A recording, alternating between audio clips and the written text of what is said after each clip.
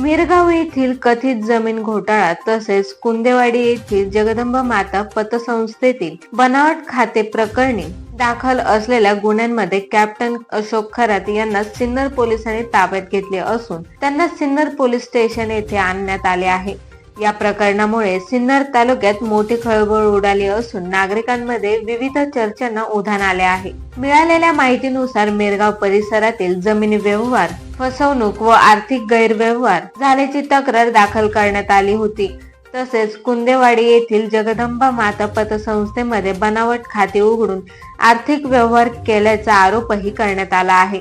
या दोन्ही गंभीर प्रकरणांमध्ये सिन्नर पोलीस ठाण्यात स्वतंत्र गुन्हे दाखल करण्यात आले आहे।